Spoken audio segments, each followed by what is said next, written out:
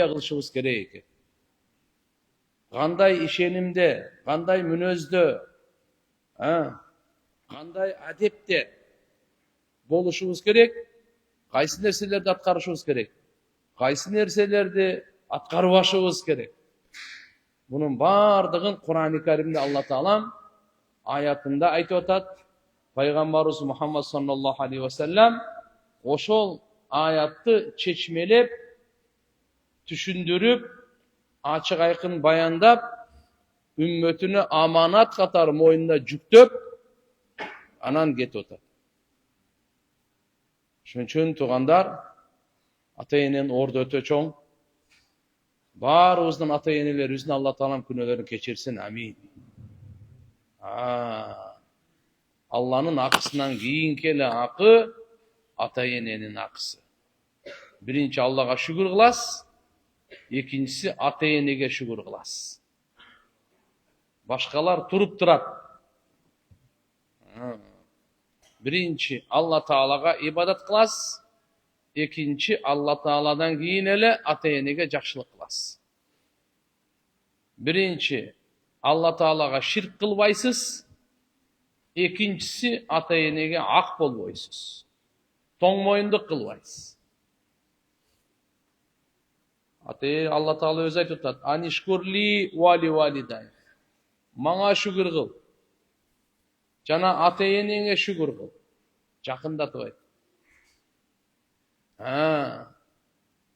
Allah Subhanahu wa Ta'ala aytып атат. Allah mağa ibadat kıllaş. Ata-enеңе жақшылық kılgıla. Mağa şirk keltirbe. Ата-enеңe тоң moyunduk kılba. Құда қаласа азыр Құранның аяты менен танышабыз. Құранның аяты менен жүрөктөрүбүздү нурлайбыз. Жана ошону нәпсибиз каалайбы, каалабайбы? Түшүнөбүзбү, түшүнбөйбүзбү? Бизге жагабы, жакпайбы? Ал кызыктырбайт Алланын буйругу. Өзүбүздү ошого мажбурап келишибиз керек. Эгерде ата-энеге жакшылык кылганга нәпсиңиз макул болсо, түртсө өтө жакшы. Эгерде түртпөсө, жок, ошондо да мажбур кылдырыш керек болот. Жакпаса дагы. Анткени ата-эненин макамы улуу. Атанын белинен чыкканбыз баарыбыз. Атанын бел суусунан. Ana ata. Enenин içinde 3 karangılıkta. Enenin içi özünçe karangılık, jatындын içi özünçe karangılık, ton, balanın tonu olur. Onun içi özünçe karangılık. Fidulumat-ı talat. 3 karangılıktın içinde sizlerdi jarattık deydi. Mına siz görüp atasız go, şu görgönüңүз dagı, mına gözüңүz dagı. Uğup atasız go, kulağınız dagı, uqqanыңыз dagı. Süylep atabız go, tilibиз dagı, sözüбүз dagı. Ойлонуп атабыз го, мээбиз dagı, оюбуз dagı. Бардык сезимдерибиз, бардык мүчөлөрүбүз калыптанган ошол эненин ичинде. Ошол жерде Allah Taala баланын тондун ичинде Allah Taala ушунун баарын берип атат. Мына казына. Бардык мүмкүнчүлүккө сиз ээ болуп атасыз. Бардык сезимге ээ болуп атасыз. Бардык муун мүчөлөргө ээ болуп атасыз. Бардык чырай, бардык сиздин бардык нерсеңиз бар го, сиздики эмес. Алла ошол жерде берип атат. Башка жерде берген жок. Башка жерде берген жок. Эненин ичинде берип атат. Эненин ичинде берип атат. Ошол жерде толук кылып, бор, бөйрөк, кабыргалар, өпкө, жүрөк бардыгын толук кылып, Wallahu akhrajakum min butuni ummahatikum.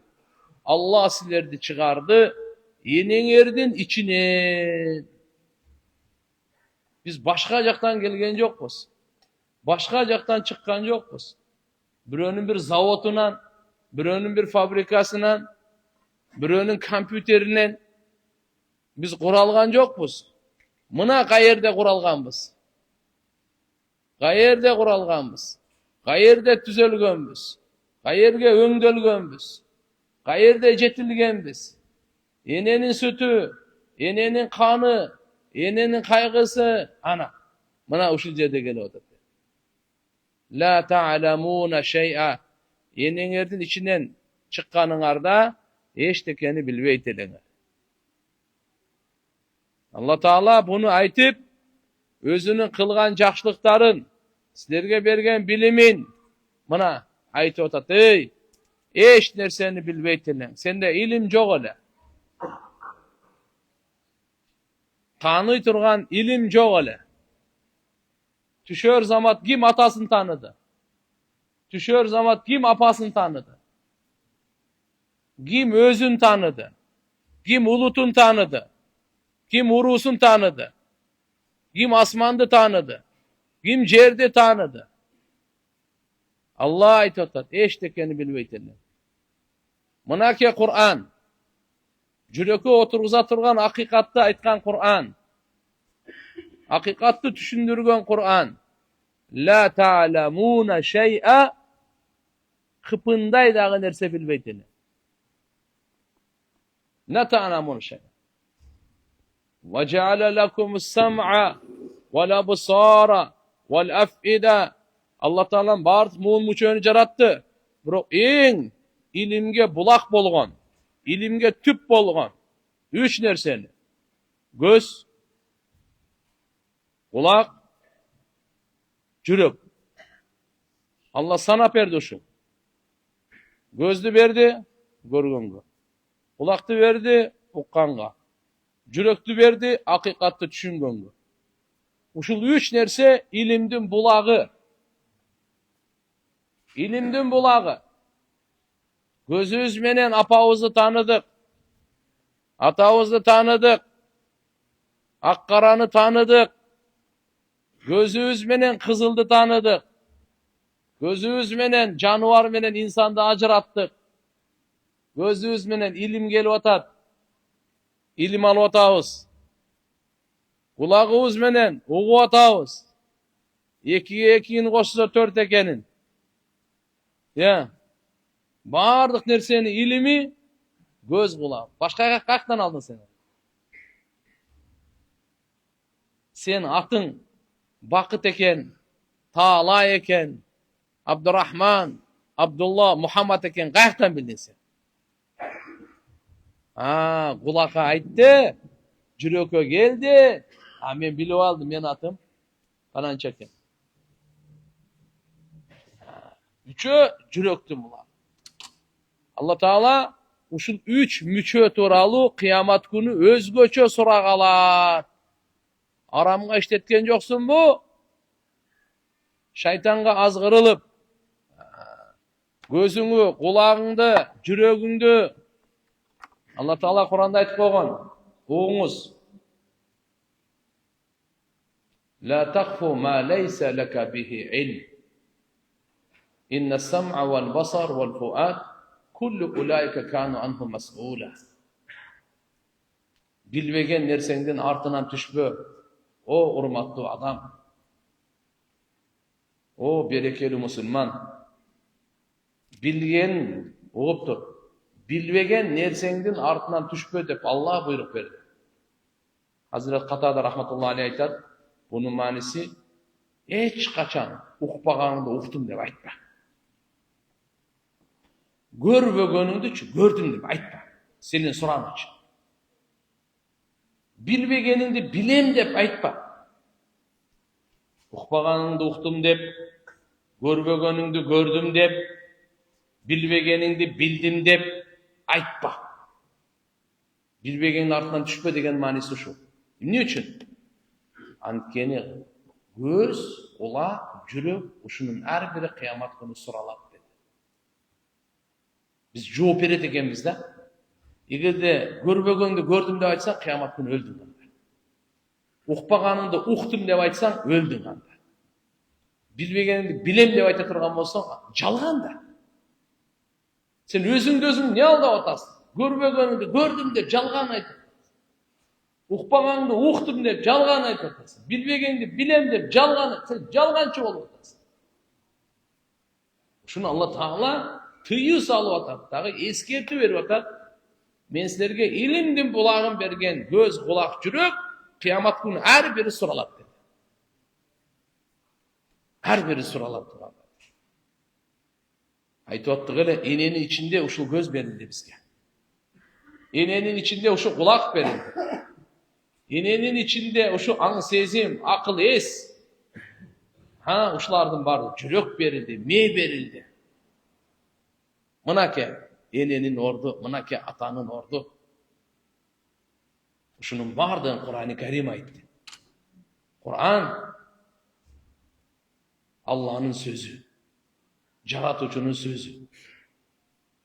Кур'анды угуп жашайлы. Кур'анды окуп жашайлы. Кур'андын буйругун аткарып жашайлы. Кур'анга амал кылып жашайлы. Кур'ан менен дос болуп жашайлы. Сырдаш болуп, өзүбүздү берип, Кур'андан алып, Кур'ан менен, Кур'андан качпай, Кур'анды таштабай, Кур'анга жакын бир. بعد أعوذ بالله من الشيطان الرجيم بسم الله الرحمن الرحيم قال الله تعالى الله تعالى mındaydı. İsra suresi 23. 25. ayatlar. İkinci bu surenin adı Bani İsrail dep koyuyor. Kur'an'ın orta jagında gelip İsra degen sure. Bu sure İsra degeni Allah Peygamberimiz Miraç'a çıkmadı mı? Oşo түнкү сапарды айтат. Меккеден, ыйык Меккеден Акса Палестинага ошол жака сапар кылып, ушуну айтып коет түнкү сапарды Исра дейт. Субханаллази асра би абдихи лейла минал масжидил харам илал масжидил акса. Арузат Алла Таала пендесин Мухаммад алейхиссаламды түндүн бир бөлүгүндө түнкү сапар кылып, ыйык Меккеден Манаке Акса мечитине сапарга тартырып алып кетти. Кур'анда айтылган Исра. Ошол атынан аталып калган бул сүрө. Ушу сүрөдө 23 аятта, 24 жана 25 аяттарда манаке ата-эне боюнча буйрук келет. Ошолор боюнча айтып. Тафсиринде айтып беребиз, Кудай кааласа манаке. وَقَضَى رَبُّكَ أَلَّا تَعْبُدُوا إِلَّا إِيَّاهُ وَبِالْوَالِدَيْنِ إِحْسَانًا إما يبلغن عندك الكبر أحدهما أو كلاهما فلا تقل لهما أف ولا تنهرهما وقل لهما قولا كريما واخفض لهما جناح الذل من الرحمة وقل رب ارحمهما كما ربياني صغيرا ربكم أعلم بما في نفوسكم إن تكونوا صالحين فإنه كان للأوابين غفورا صدق الله العلي العظيم. Mınake tuğanlar, men sizlerge hazır 3 ayat okup berdim. Bir ay ol kaldı, Kur'an-ı Kerim'in Hidayat-ı Kur'an özünüzde okup жүрөсүzдөр. 3 tomu çıkan, 4. tom Kur'an tafsiri. Oşol жерден inşallah şu ayat boyunca, meseleler boyunca, hadisler boyunca sizlerge айтып берейин. Бул жарыкка чыга элек бул китеп. Кудай кааласа азыр эми текшерүүдөн болуп, өткөндөн кийин дагы ише такталып, анан кийин. Алла Таала айтат: "Жана Роббиң өкүм берди." Акада Роббука деген Роббуң өкүм берди. Алланын буйругу, амири. Эмне деп? Андан башкага ибадат кылбагыла деп. Алладан башкага сыйынбагыла. Алладан башкага ибадат кылбагыла, табынбагыла. Бир гана ибадатка сыйынууга, табынууга лайыктуу Аллах. Биз дайым айтабыз, жаратылышты сыйлайбыз, сыйынбайбыз. Улуу урпакты, манас атаны бардыгын сыйлайбыз, сыйынбайбыз. Маркумдарды сыйлайбыз, сыйынбайбыз. Жаралганды сыйлайбыз, сыйынбайбыз. Сыйынууга лайыктуу Аллах. Ааламдын кожоюну, жаратуучусу, şerigi yok. Allah. Allah buga bizge buyruk berip atar. Ne dep? Andan başkaga ibadat kılbagılar. Jana ata-enege jakşı mamile kılgıla dep buyruk berip atar. Ata-enеңiz эмне үчүн жакшылык кылып атасыз? Allah buyruk berdi dep kılыңыз. Жөн эле адам катары,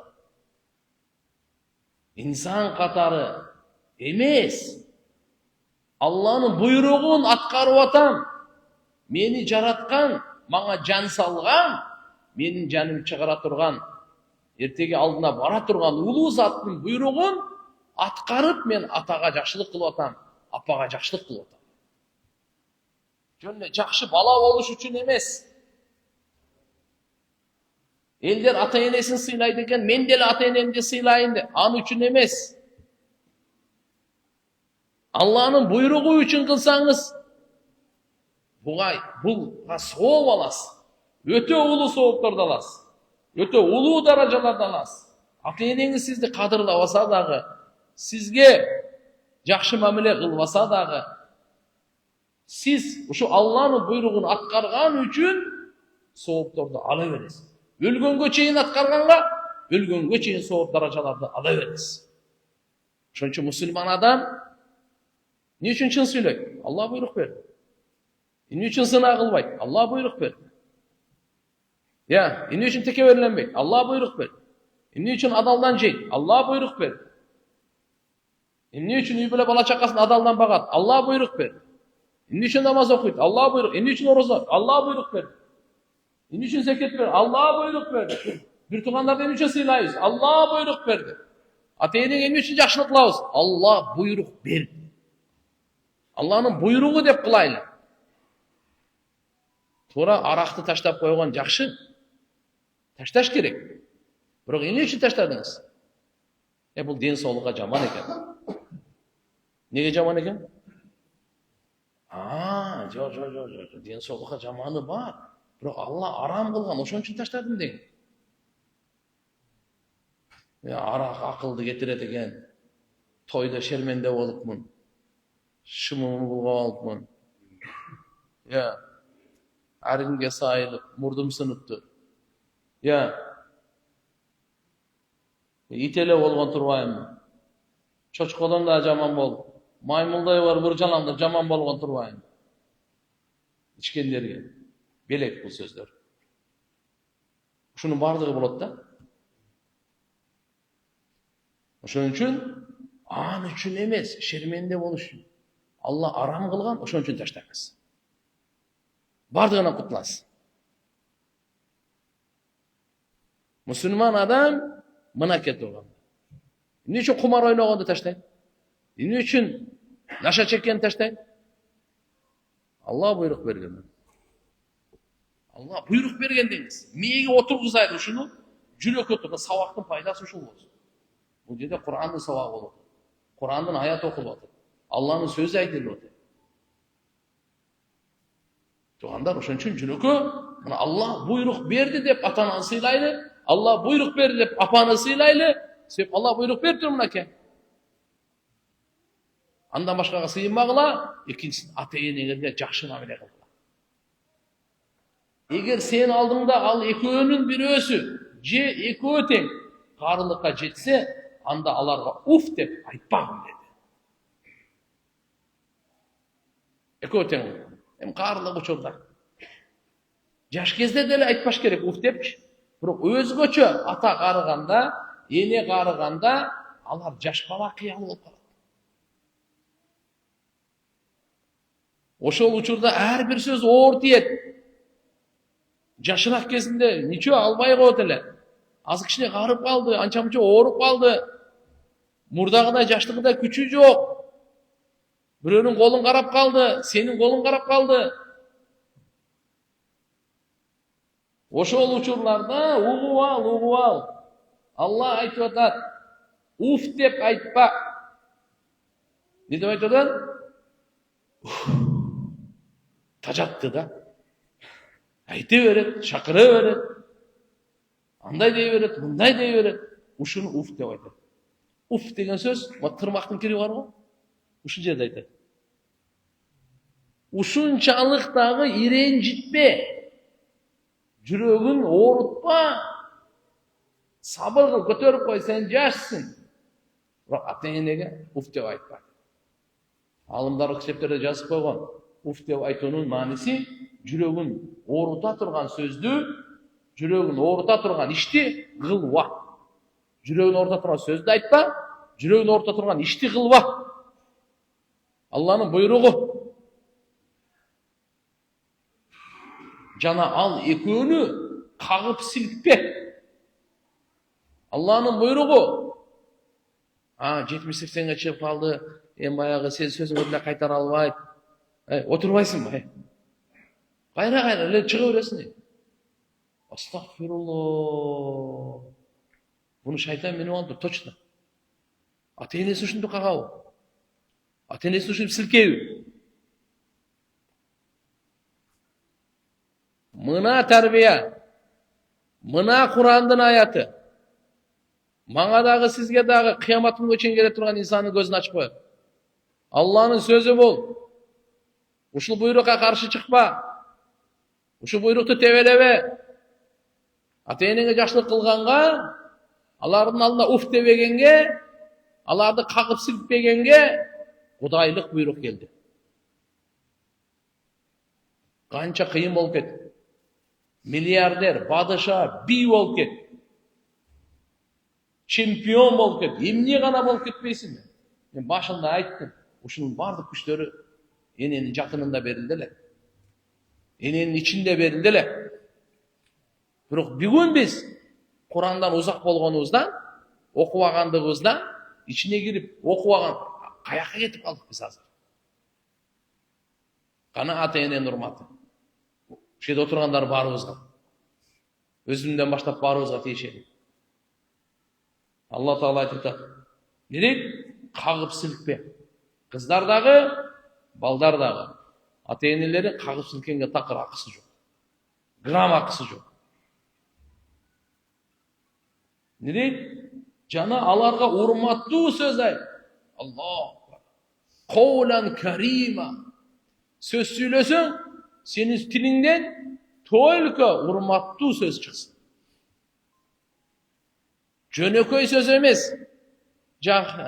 Урматтуу, карим. Кереметтүү сөз сүйлө. Сөздү ойлон. Кайсы сөздү сүйлөсөм, атама жагат. Кайсы сөздү сүйлөсөм, апама жагат. Кереметтүү. Эң сөздү мыктысын ата-энеңе сүйлө да. Сөздүн эң мыктысын. Кызматтын эң жакшысын ата-энеңе кыл. Сөздүн эң жакшысын ата-энеңе айт. Тамактын эң жакшысын ата-энеңе бер. Кийимдин эң жакшысын ата-энеңе кийгиз. Сөзгө келди. Бул Алла айтып атат.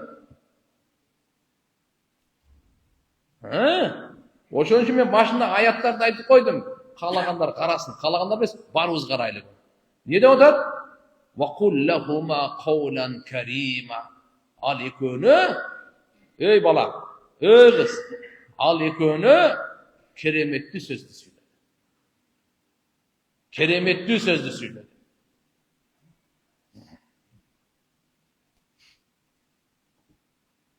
Жана ал экөөнү мээримдүүлүк кылып, кичпейилди канатыңды жазгын. Карачы. Мээримдүүлүк кылып, кичпейилди канатын. Бул жерде алымдар укмуш мисалды берет да. Курани Каримде айтып аткан сөз жанахаздул деп коет. Жанах деп канаттуунун канатын айтат. Жанах деп коет.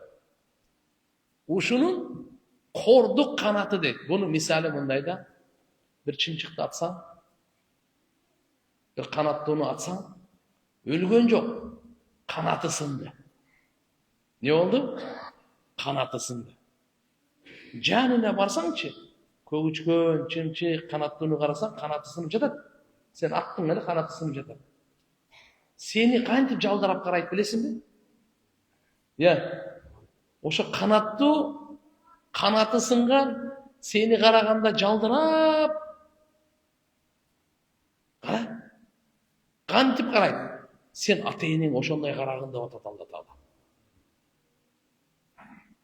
Чекчейбей, ата-энең алдында турганда керсейбей, канатыңы кичине түшүрүп, канча качка берип койсоң деле кичине түшүрүп, жөн тур ата-эненин алдында. Күзгүдө тура бер каалагандай. Залга барып. Хорошо? Бирок ата-эненин алдында жөн тур. Алла Таала айтып атат, кандай турганды үйрөтүп атат.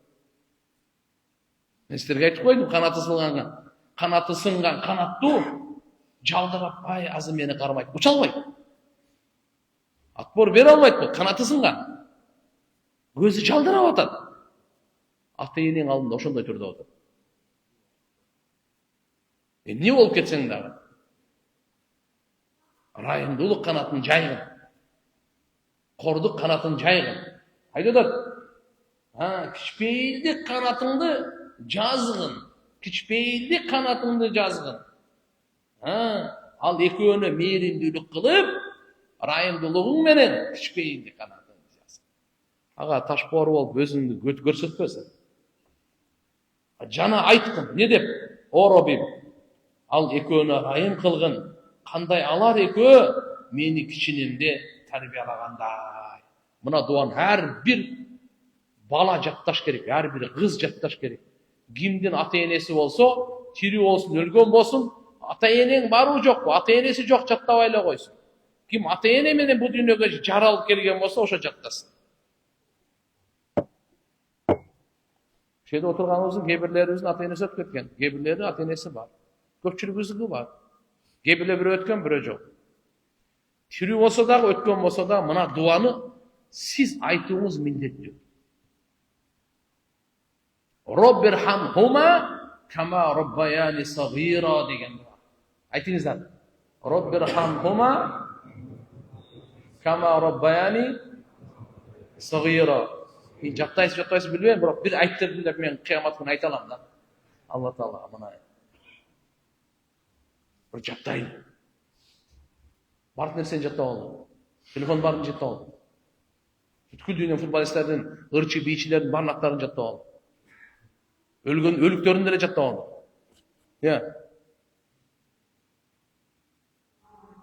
Кур'ан аятын жаттабай качан андай? Ушу дуаны алымдар айтышкан, ар бир намаздан кийин ата-энеңизге ушу дуаны дуа кылыңыз деген.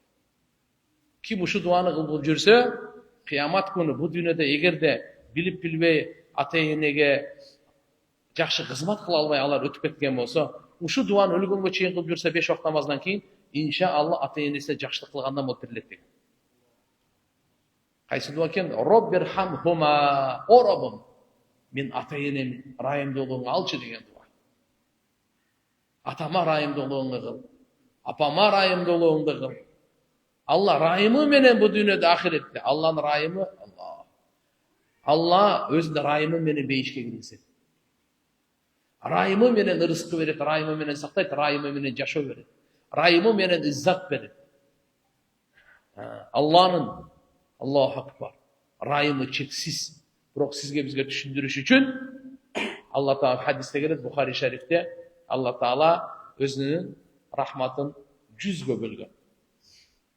Ошонун бирөөсүн бу дүйнөгө, 99-ун ахиретке койгон. Ошол бир райымдуулуктун себебинен бардык адамзат бирине бири кылган райымдыкты көрүп атасыңбы?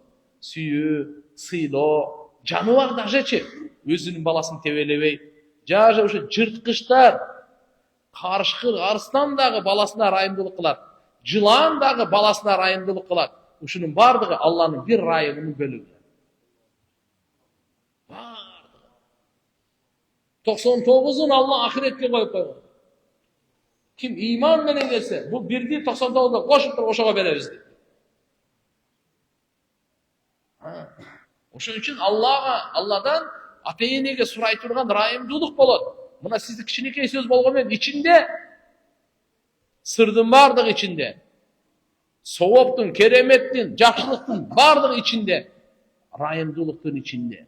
Biz ошон үчүн дуа кылып атабыз. Роббирхамхума кама роббаяни сагира. Я Аллах, мен ата-энеме райымдуулук.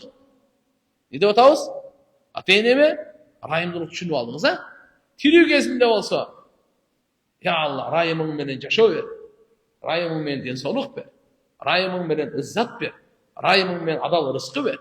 Райымың менен аброй бер. Райымың менен хидаят бер. Райымың менен иман бер. Райымың менен жакшы амалдарды бер. Райымың менен жакшы мүнөздөрдү бер.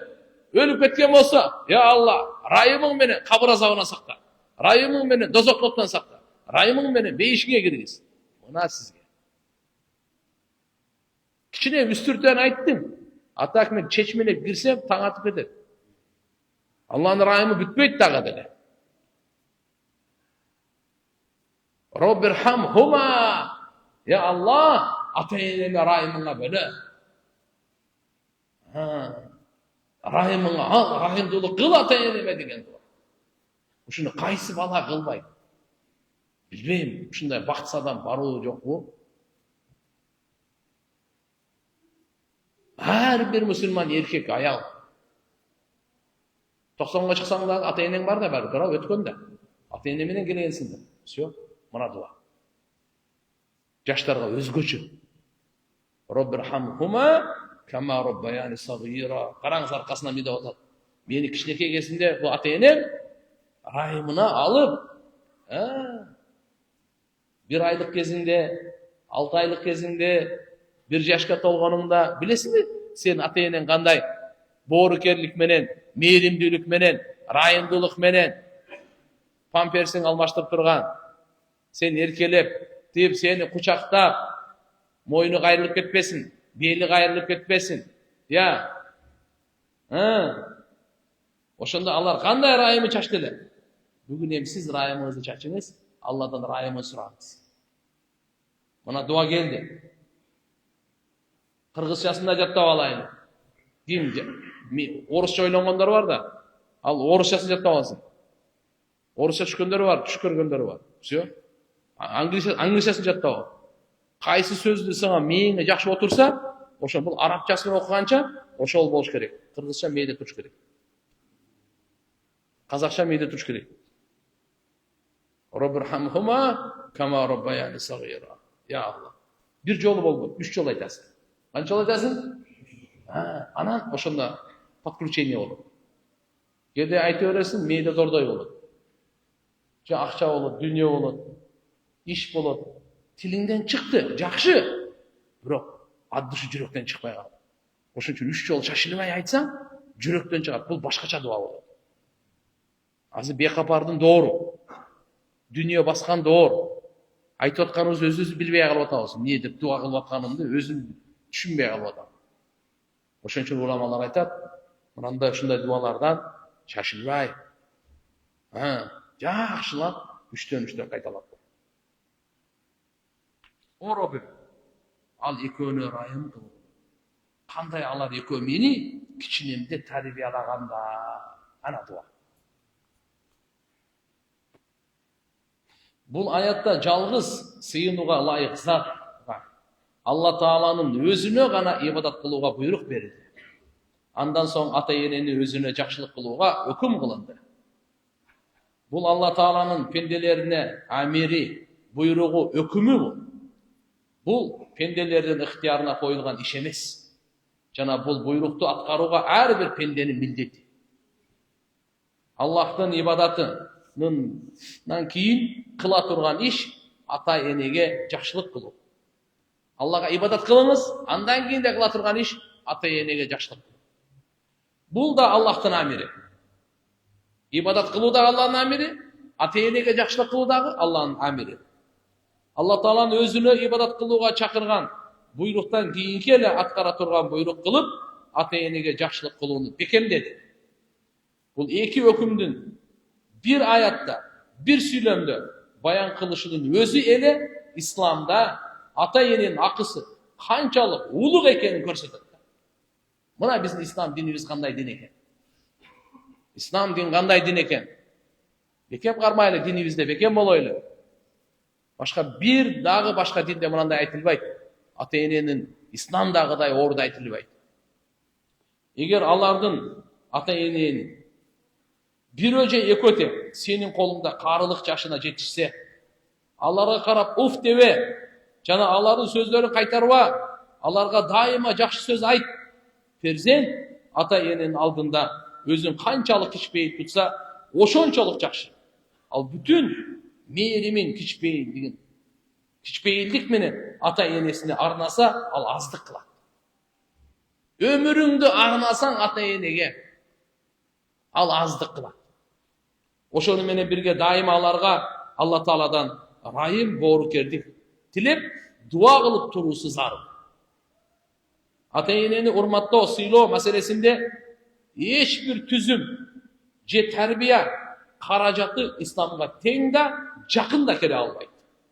Ата-эненин урматы, перзенттин үстүндөгү акысы туурасында аяттар жана хадистер бул жөнүндө дүйнө тарыхында мисалы келтирилбеген бийик орунду нерселер экендиги маалым жана белгилүү.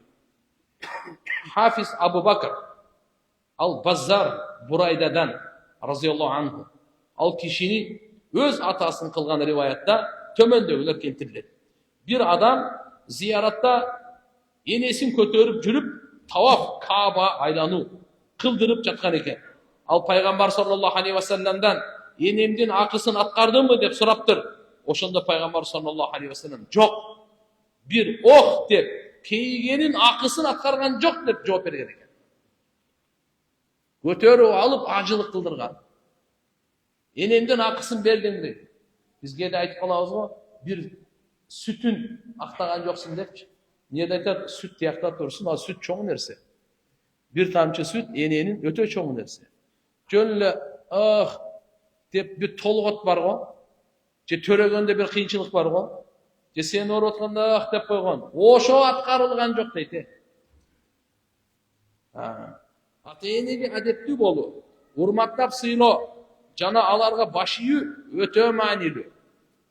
Алла Таала Кур'ан-ы Каримде ата-энеге жакшылык кылууну өзүнө ибадат кылууга кошуп важип кылды. Өзүнө шүгүр кылуу менен бирге эле ата-энеге шүгүр кылууну милдеттүү кылды. Алла Таала ибадат кылуудан кийин, Алла Таалага ибадат кылуудан кийин ата-энеге баш ийүү баарынан эң маанилүү. Бухариде риваят келет, пайгамбар саллаллаху алейхи ва салламдан бир киши Алла Тааланын алдында эң сүйкүмдүү амал кайсы деп сурады. Пайгамбар саллаллаху алейхи ва саллам намазды өз убактысында окуу деп жооп берди. Ал андан кийин кайсы деп сурады. Пайгамбар саллаллаху алейхи ва саллам ата-энеге жакшылык кылуу деп жооп берди. Куртуби. Демек, ибадаттан биринчи эң абзел амал намаз окуу экен турганда. Мамиледе эң абзел амал ата-энеге жакшылык кылуу. Алланын акысында, пенденин акысында. Алланын акысында намаз окуу, пенденин акысында ата-энеге жакшылык кылуу.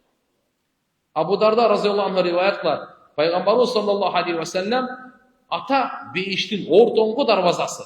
Кааласаң аны сактап кал, же зая кетер деп айткан. Муснад Ахмад Тирмизи. Мынакей. Сактап кал, кааласаң текке кетер. Бейиштин ортоңку дарбазасы. Абдулла ибн Умар разияллаху анхудан риваят кылат. Пайгамбар саллаллаху алейхи ва саллам Аллахтын разылыгы атанын разылыгында, Аллахтын наразылыгы атанын наразылыгында деген.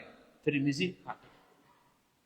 Мына Абу Умар разияллаху анху риваят кылат. Бир киши пайгамбарыбыздан балдарда ата-эненин кандай акылары бар деп сурады. Пайгамбар саллаллаху алейхи ва саллам ал экөө сенин бейишиң же дозогуң деп жооп берди. Ибн Мажа. Мындайча айтканда, ата-энеге баш ийүү, кызмат кылуу бейишке алып кетет.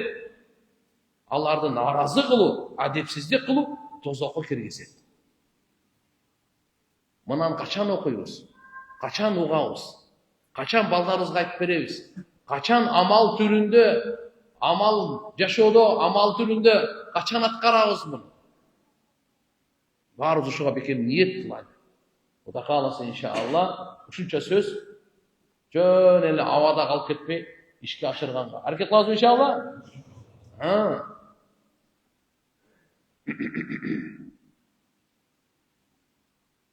Ибн Аббас разияллаху анху да риваят бар. Пайғамбарымыз саллаллаху алейхи ва саллям kim Allah үшін ата енесіне баш иіп тұрса, аға бейіштен 2 дарвазасы açılıp тұрады деді. Kim al екеуін тоң мойынды қылса, ал үшін дозоқтың 2 есігі açılıp тұрады. Егер ата енеңнің біреусі еле болса, анда бейіштен же дозоқтың 1 дарвазасы açılıp тұрады. Ошондо bir киши Пайғамбарымыз саллаллаху алейхи ва салламдан ата ене зұлымдық қылса дағыбы деп сұрады. Пайғамбарымыз саллаллаху алейхи ва саллям егерде ал екеуі зұлымдық қылса дағы, ал екеуі зұлымдық қылса дағы, ал екеуі зұлымдық қылса дағы деп 3 жол айтып жауап берді. Ата ене сізге зұлымдық қылса дағы, сіз зұлымдық қылғанға ақылыңыз жоқ. Сіз қыла тұрған іш не екен? Сіз қыла тұрған іш баш иіп тұрыш керек. Бейішіңіз ашық. Кімден ата енесі бар, баш исе аға даңқ. Бейіштің ешігі ашық. Кімден ата енесі бар, баш иібесе, бұнда уалайын. Қорқып атқан жерім жоқ. Аны шоры құрысын. Дозоқтың ешігі ашық. Мен сөзім жағауы жақпайды. Ақыбет үшін менен бітеді бәрі. Не үшін? Пайғамбардың сөзі. Пайғамбар сөзі 2 болбойды. 2 болбойды. Байхақидің риуаяты. Мен аз айтып жатқандарым кітептен. Біреудің тоқымасы ойынан шығарған андай емес. Мындайша айтқанда ата енеге тоң мойындық қылу, жана аларға ғыза жеткирүү, дозоққа кіргізеді. Ата ене балаға зұлымдық қылса да. Көрдің бі? Балдардың алар маңа зұлымдық қылды деп ата енеден өч алуға ешқандай ақылары жоқ. Бұл дағы аларға қызмат қылудан, мойынсынудан баш тарту ол есептеледі. Ибн Аббас разияллаху анхума риwayat қылады. Пайғамбарымыз саллаллаху алейхи ва саллям қызмат қылған бала ата енесіне райымдылық, боорукерлік назарын салса, әрбір салған назарына bir kavul bolған acılıklı soğuğu беріледі деді. Адамдар Пайғамбарымыз саллаллаху алейхи ва саллямдан егер ал bir күнде 100 жолу назар салса дағы деп сұрашты. Пайғамбарымыз саллаллаху алейхи ва саллям ова 100 жолу назар салса дағы Алла Таала улуу зат, анын қазынасында ешбір нәрсенің кеми жоқ деп жооп берді. Мен өзім тілімменен айтып қоямын, жеңілдірем. Қызмат қылған бала, ата енесіне қызмат қылған бала. Кейбір адамдар қызмат қылады. Қандай қызмат қылады білесіз? Не от души, да? Айтты, атам ұрышады, апам ұрышады, наразы болады. Жоқ. Сенше шын жүректен от души қызмат қыл.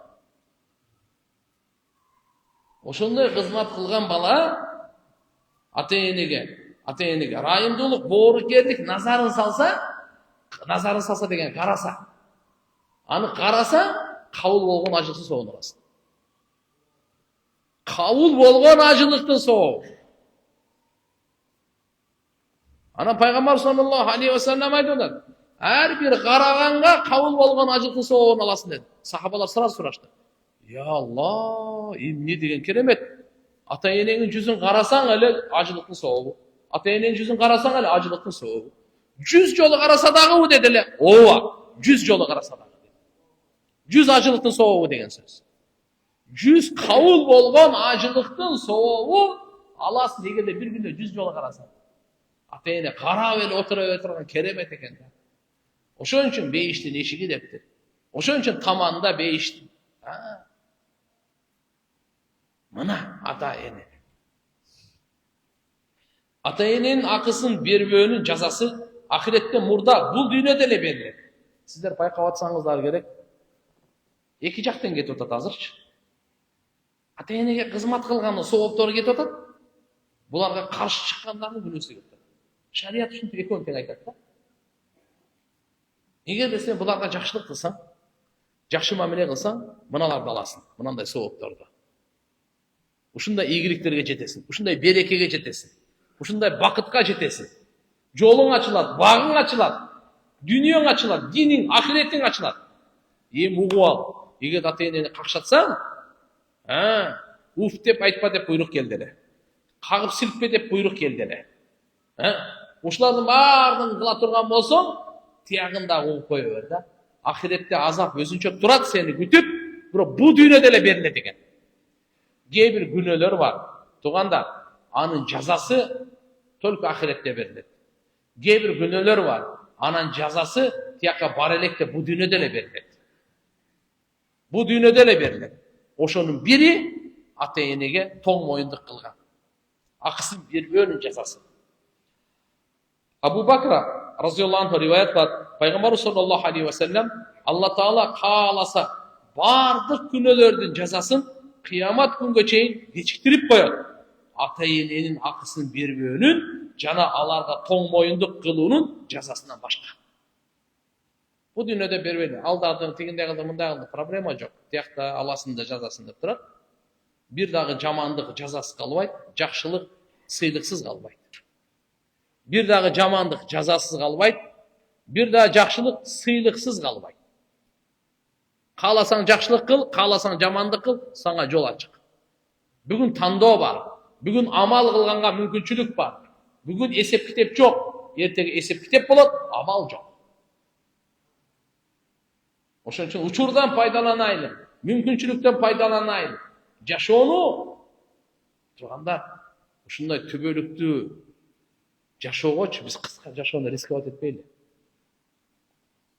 Эчтеке болбойт, давай. Күнөөлөрдү давай. Рисковать этпеңиз, жаман өкүнүңүз. Кантип сиз өзүңүздүн кичинекей жашооңузду түбөлүктүү жашооңузга алмаштырып рисковать этесиз? Тобокелдикке салбаң. Акылыңыз болсо тобокелге салбаң. Ибадат кылып калың, жакшы иштерди кылып калың, жаман иштерди таштап калың, утасыз. Болбосо тияка жетпей эле, уже эле көп өтпөй эле уже мүдүрүлөсүз, бирден эле мүдүрүлөсүз. Ошон үчүн иншалла келиңиздер, жараткан Алла Таала, машалла, көңүлдөрдү көтөрүп, соопторду айтып да кызыктырат. Ошол эле кезде, эгерде буну кылбай, шайтандай турган болсоң, смотри. Мынакей тургандар. Эмне деп атат мынакей? Деп айткан Байхақи. Жогоруда айтылган хадистердин баардыгы Тафсир Мазхариде айтылган. Анас разияллаху анху риваят кылат. Пайгамбар саллаллаху алейхи ва саллям бир жолу минбарга чыгып, 3 жолу амин деди. Сахабалар Пайгамбар саллаллаху алейхи ва саллямдан эмне үчүн 3 жолу амин деп айттыңыз деп сурашты. Пайгамбар саллаллаху алейхи ва саллям айтты: "Мага Жабраил периште келип, ey Muhammad, сенин атың аталып, саңа салават айтпаган кишинин мурду жерге сүрүлсүн, кор болсун. Амин деп айтты. Мен амин дедим. Андан кийин Жабраил алейхиссалам кимдин башына Рамазан ай келип, андан күнөөсү кечирилбей чыгып кетсе, ошол адамдын мурду жерге сүрүлсүн, кор болсун. Амин деп айт деди. Мен амин дедим. Жабраил алейхиссалам 3-чү жолу кайсы адам ата-энесин же алардын бирөөсүн карлык учурунда тапса, жана кийин ал экөө аны бейишке киргизе албаса, анын мурду жерге сүрүлсүн, кор болсун. Амин деп айт деди, мен амин дедим. Мындайча айтканда, бала ата-энесине кызмат кылса, Алла Таала аны бейишке киргизмек, бирок ал бала ата-энесине кызмат кылган жок. Демек пайгамбарыбыздын аты аталганда эмне деп коюшубуз керек экен? Саллаллаху алейхи ва саллям. Айтпай койсоң өлдүң. Анда мурдуң жерге сүрүлсүн. Кандай? Башың менен сайыл деген сөз да. Катуу да бул. Кор бол деген сөз да. Рамазан ай өтүп кетти, 2, 3-чүсү мынакей ата-эне. Демек тугандар эмне деген тыянак чыкты? Ким ата-энесине кызмат кылса, ушул кызматы аркылуу бейишке кирет. Муавия бин Жахима разияллаху рахматуллахи алейхи риваят кылат. Жахима разияллаху анху о Пайгамбар саллаллаху алейхи ва саллям келип, "О Аллахтын элчиси, жихадка чыгайын деген ниетим бар. Сизден кеңеш сурап келдим" деди. Пайгамбар саллаллаху алейхи ва саллям ага "Апаң барбы?" деди. Ал "Ооба" деп жооп берди. Пайгамбар андай болсо, ага кызмат кылууну бекем карма. Анткени бейиш аны таманын алдында деди. Насаи ибн Мажа. Жихадка, газатка чыкканга уруксат сурап келди. болса жихад газаттагы исламдагы түркөк бул, төрүн өркөчү бул. Ошо менен душмандар чектенип турат. Ошо менен арамдар токтоп отурган толтура нерсе. Бирок агам не деди? Токтоп турсун. Апаң тирүүбү? Ошо апаңа барып жихад кыл. Мааниси кандай? Кызмат кыл. Жихад деген нафс мужахада, нафсиңе каршы иш кылып, мына. Анткени антаманын алдында бейиш. Кайсы учурда ата-энеге баш ийүү важип, жана кайсы учурда каршылык кылууга уруксаттуу алабыз. Фик алымдарынын бардыгы күнөө иштеринен башка учурларда ата-энеге баш ийүү важип экендигине бир пикирде. Күнөө иштеринде ата-энеге баш ийүү важип эмес жана уруксат да эмес. Хадисте жараткан арам кылган нерселерде махлуктарга эч кандай баш ийүү жок деп айтылат. La ta'ata lil makhluq fi ma'siyati al-khaliq. Эгер ата-эне сизди арак ич десе, кумар ойно десе, зына кыл десе, уурулук кыл десе, баш ийүү жок. Намаз окуба десе, баш ийүү жок. Демек, Алла арам кылган нерселерде гана баш ийүү жок. Бирок баш ийүү жок деген мааниси жакалашпа. Алар менен урушпа. Алар эгерде динди жакшы түшүнбөй, саңа арамга буйрук берип коюшу мүмкүн.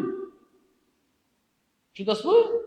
Ана туган менен катташпай эле койду. Мисал, мындайлар бар, толтуралы.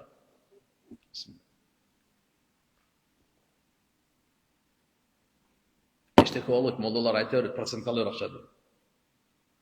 Бул учурларда баш ийүү болбойт. Арам нерселерде баш ийүү болбойт. Ата-энеге жакшылык кылууда алардын мусулман болуусу шарт эмес. Мусулман болсо нур үстүнө нур, Аллаху акбар. Даже мусулман эмес болсо дагы жакшылык кылууга милдеттүү экенбиз. Имам Куртуби рахматулла алейх бул маселеге далил катары Асма разияллаху анха энебиздин окуясын келтирет. Асма энебиз бул Абу Бакр Сыддык разияллаху анхунун кызы болот. Айша энебиздин эжеси. Аталары bir, enеleri bölök.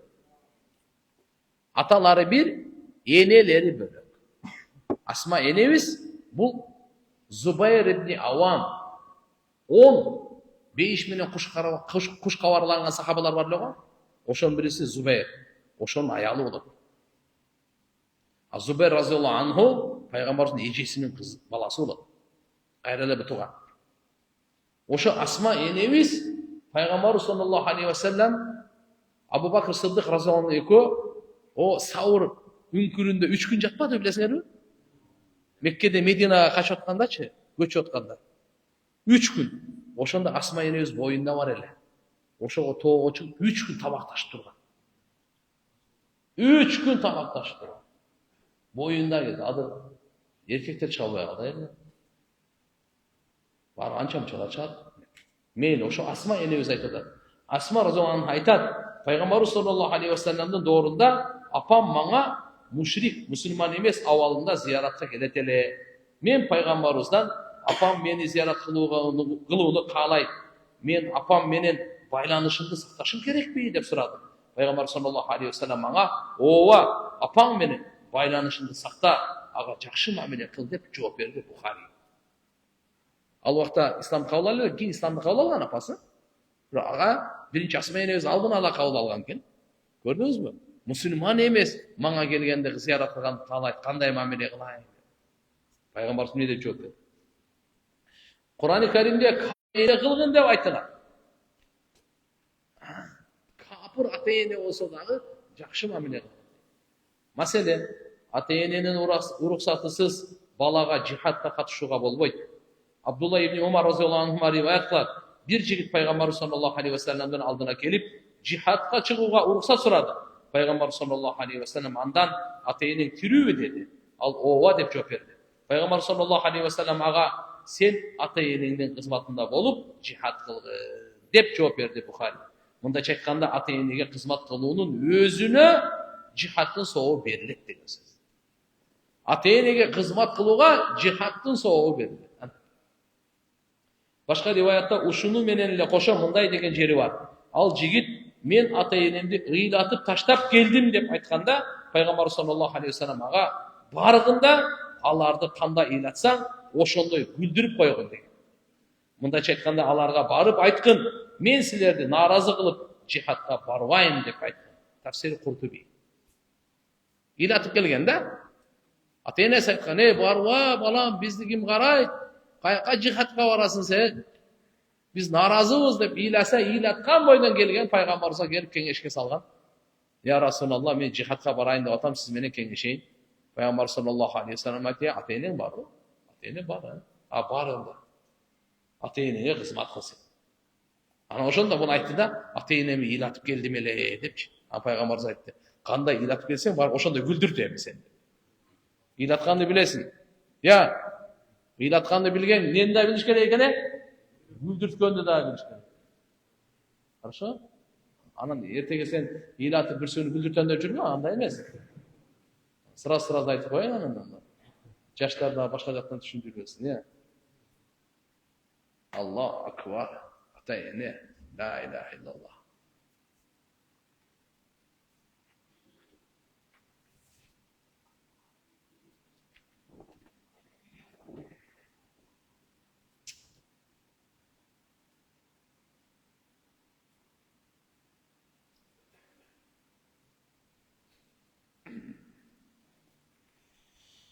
Mesele kaysi nerse farz ayın je vacibul ayın bolsa kifayan darajasında olsa baldarga al iş ateyinen uruksatsız bolboy. Misal din ilimin toluk alu, dindi jayıltуу üçün safarga çıguu, farz acılıktan başka acılıklarda kıluu, davat safarına çıguu siyahtoo amaldar din ilimin farz ayın dengelinde ateyinen uruksatsız alsa bolat, çıksa bolat. Biro toluk alu farz ayın emes da. Demek sen men 7 yıl okup geleyin, 5 yıl okup geleyin, top. Ata-eneden ruhsat alasın anam barasın.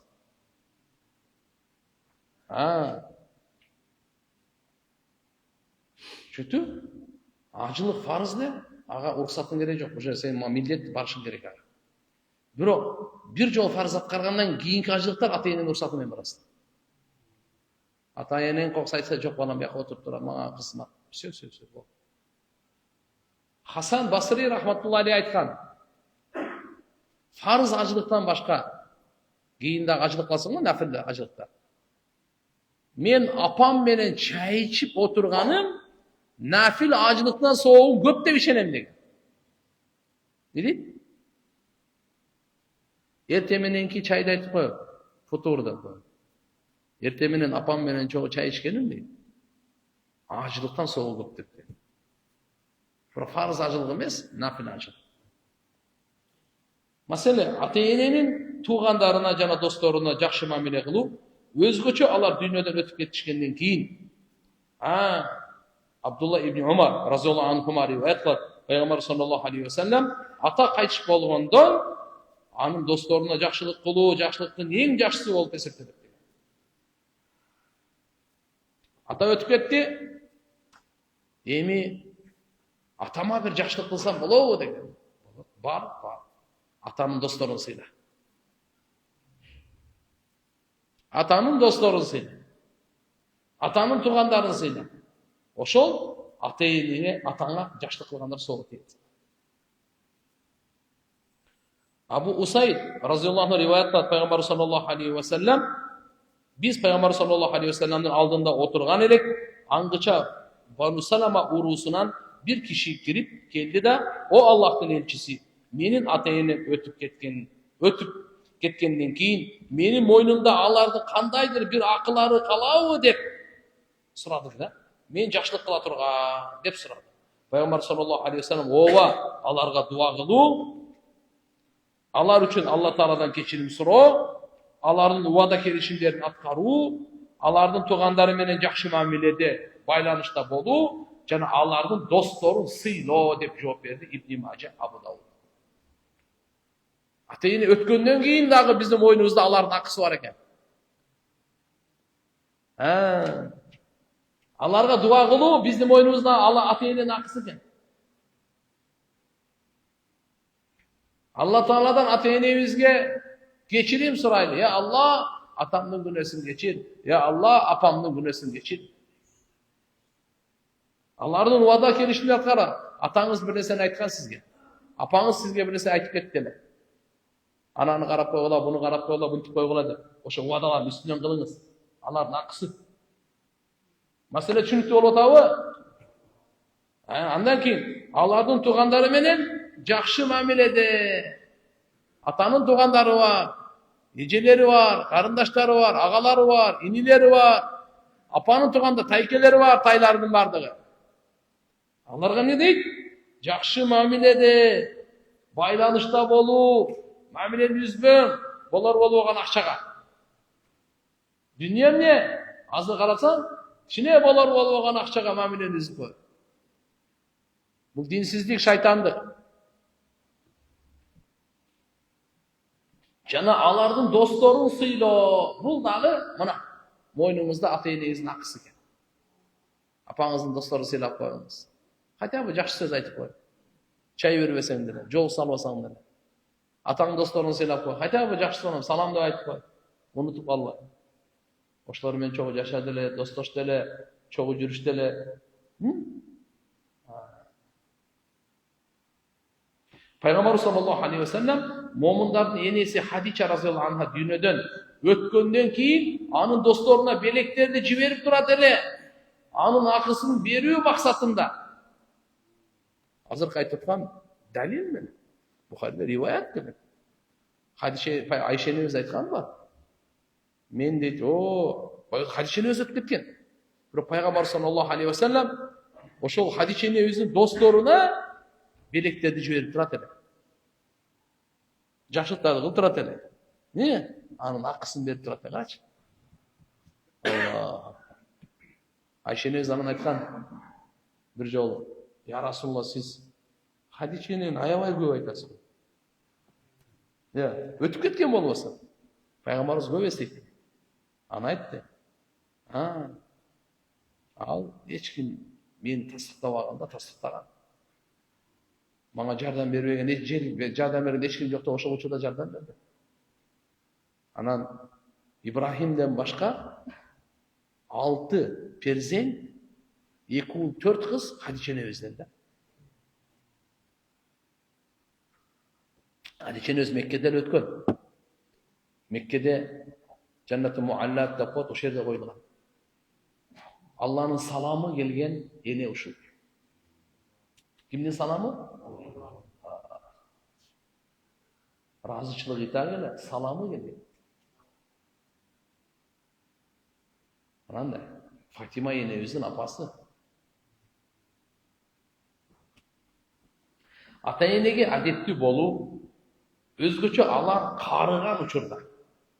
Ата-энеге кызмат кылуу жана аларга баш ийүү алардын жаш курагы менен чектелбейт. Ата-энеге жакшы мамиле кылуу ар кандай жагдайда жана ар кандай куракта балдары үчүн милдеттүү жана фарыз. Бирок адатта ошол милдеттерди жана фарыздарды аткарууга тоскоолдуктарды жараткан кырдаалдарда ыйык Кур'ан-ы Каримдин жалпы эрежеси буйруктарга амал кылууну жеңилдетүү үчүн ар түрдүү ыкмалар менен акыл эсти тарбиялайт.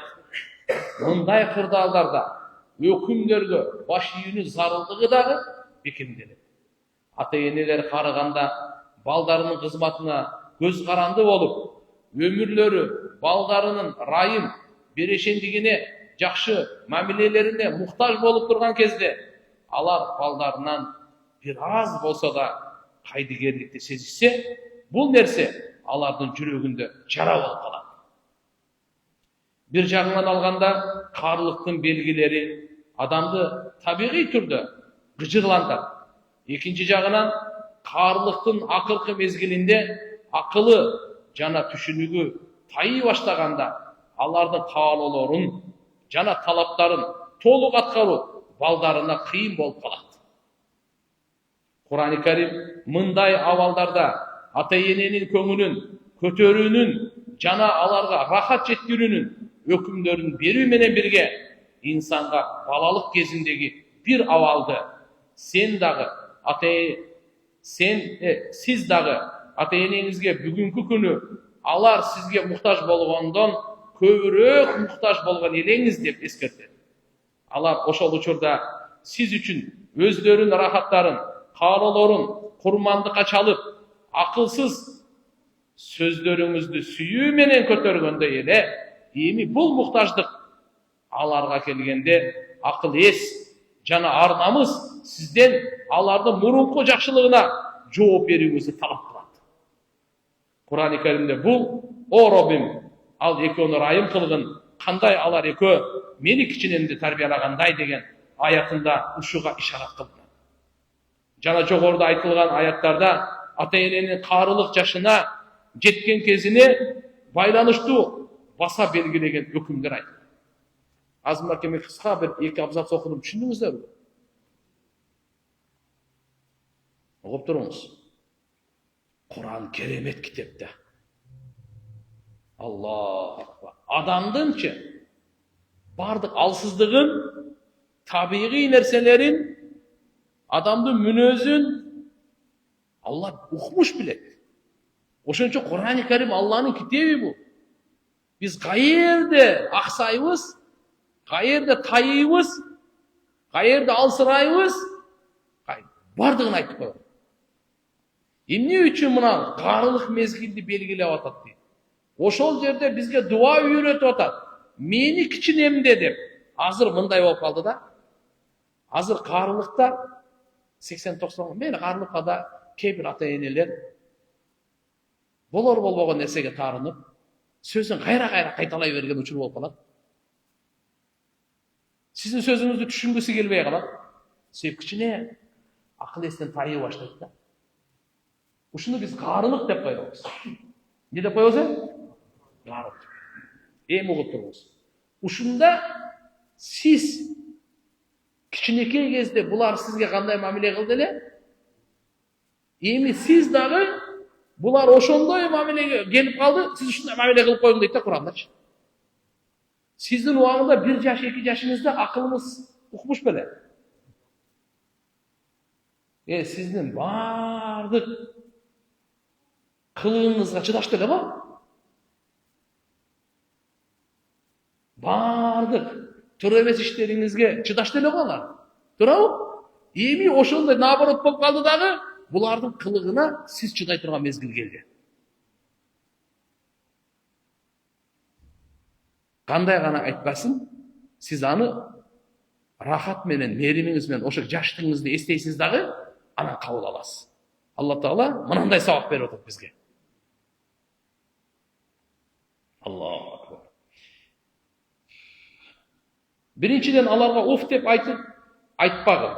Уф деген сөздүн мааниси жактырбаганды көрсөтө турган абалдар жана сөздөр. Ал эмес алардын сөзүн угуп, жактырбаганыңды билдирип, демиңди терең чыгарууң дагы уф деп айтпагын деген буйруктун өкүмүнө кирет. Hazret Ali разияллаху анху риваят кылат. Пайгамбар саллаллаху алейхи вассалам айткан, ата-энеге ыза жеткирүүдө уф деген сөздү айтуудан дагы кемирээк даражадагы сөз болгондо, анда Алла Таала ошону дагы айтмак. Демек ата-энеге эң кичине зыян жеткирүүгө да тыйым салынды. Уф дегенден кийин, бул эң төмөнкү сөз экен да. Андан болуп ошону айтмак дейт Алла Таала. Экинчиден аятта жана ал экөөнү кагып силкпей деп айтылат. Мындайча айтканда, жаман сөз менен, жаман кыймыл аракет менен ата-энеңи кагып силкпе. Мунун себебинен аларга ыза жетүүсү ачык айкын. Үчүнчүдөн аятта аларга урматтуу сөз, кереметтүү сөз айт деген өкүм берилди. Мындайча айтканда, адептүүлүктү сактап, сый урмат, таазим менен жылуу, жумшак, чырайлуу сөз сүйлө.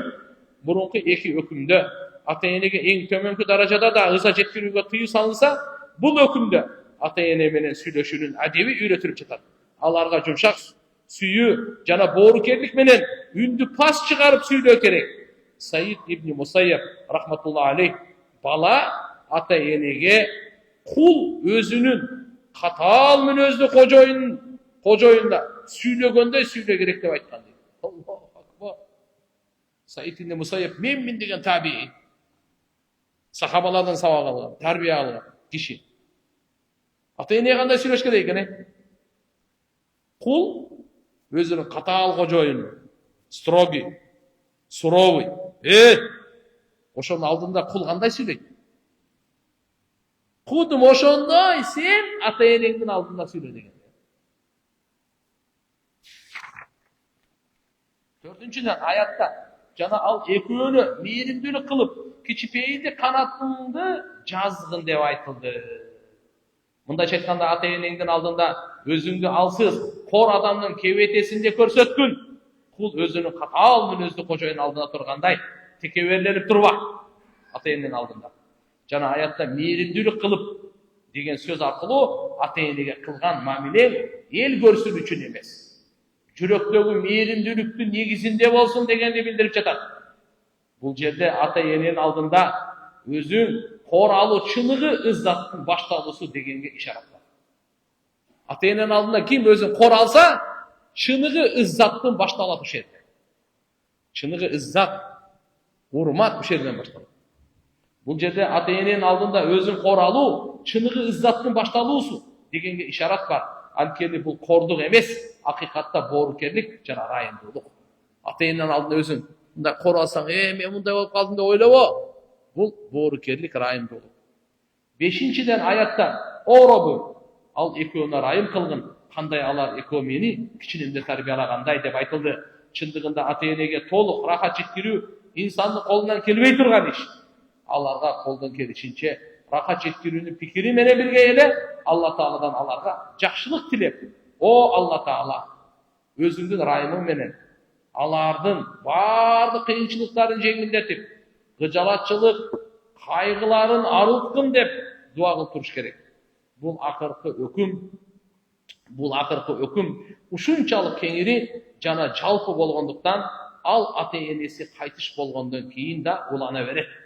Бул аркылуу бала ата-энесине ар дайым кызмат кыла берет. Тура, силкен жоксун. Силпе деди, ал өтүп кетти, өтпөй кайка силкесин демсе. Жакшылык кылды, азыр кандай жакшылык кыласың демсе. Жакшы сөз айтты, кереметтүү сөз айтты деди, уже өлүп калды. Эмне айтасың сен? Бирок акыркы өкүм дагы эле калды. Дуа кылуу. Ал тирүү көзүндө да дуа кыласың, өлгөндөн кийин да дуа кыласың. Тирүү кезиндеги кызматың бар, өлгөндөн кийин да кызматың бар. Аллаху акбар. Маселе, эгерде ата-энеси мусулман болсо, анда алар үчүн аларга ырайымдуулуктун дуасын кылуу керек. Бирок алар мусулман болбосо, анда бул дуаны алардын тирүү кезинде дүйнөлүк азаптан куткарылып, ыйман келтирүү мүмкүнчүлүгүнө ээ болуусу ниетинде окууга уруксат берилет. Ал эми өлгөндөн кийин аларга ырайымдуулукту тилеп дуа кылууга болбойт.